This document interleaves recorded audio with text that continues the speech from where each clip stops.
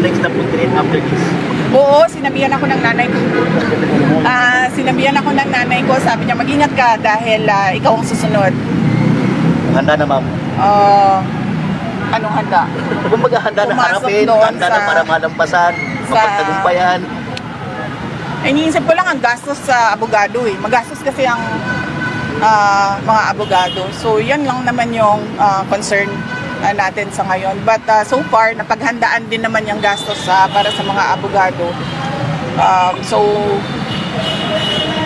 Okay lang. Yes, my mother warned me about me as the next target for the ISIS. Ma'am, ba't di pala kayo magkasabay umuwi ng Pangulo? Para pinapalayo ka ba niya sa circle na huwag ka na idamay ng pamumulitik? Hindi.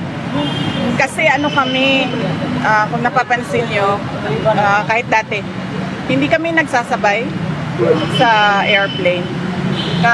Silang mag-asawa or kaming mag-ama, hindi kami nagsasabay sa airplane. Kasi pag nahulog yung airplane, mauubos kami lahat. Kaya never kaming nagsasabay sa mga airplanes. Kaya hindi rin ako makapagsabi sa loob na sasama ako sa airplane na yan. Ma'am, ito pong private plane, ito pong chartered plane na pinagsakyan po kay PRRD. Pag-aari daw po ito ng isang congressman na si Congressman Zaldico. Tama po ba?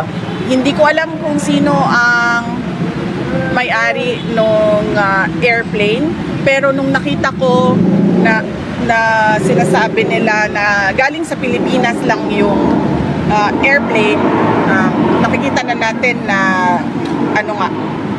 Private. hindi, ibig sabihin, ginagawa nila talaga. Next na puntirin after this? Oo, sinabihan ako ng nanay ko. Sinabihan ako ng nanay ko, sabi niya, mag-ingat ka dahil ikaw ang susunod. Handa na, ma'am. Anong handa? Kung maghahanda na Pumasok harapin, doon handa na para malampasan, mapagtagumpayan. Iniisip ko lang ang gastos sa abogado eh. Magastos kasi ang mga abogado. So yan lang naman yung concern natin sa ngayon. But so far, napaghandaan din naman yung gastos para sa mga abogado. Okay lang. Yes, my mother warned me about me as the next target for the ISIS. Ma'am, ba't di pala kayo magkasabay umuwi ng Pangulo?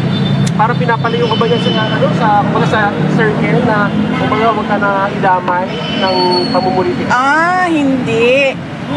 Kasi kami, kung napapansin nyo, kahit dati, hindi kami nagsasabay sa airplane. Silang mag-asawa or kaming mag-ama, hindi kami nagsasabay sa airplane. Kasi pag nahulog yung airplane, mauubos kami lahat. Kaya never kaming nagsasabay sa mga airplanes. Kaya hindi rin ako makapagsabi sa loob na sasama ako sa airplane na yan. Ma'am, ito pong private plane, ito pong chartered plane na pinagsakyan po kay PRRD. Pag-aari daw po ito ng isang congressman na si Congressman Zaldico. Tama po ba? Hindi ko alam kung sino ang may-ari nung airplane. Pero nung nakita ko na sinasabi nila na galing sa Pilipinas lang yung airplane, nakikita na natin na Private. hindi, ibig sabihin, ginagawa nila talaga.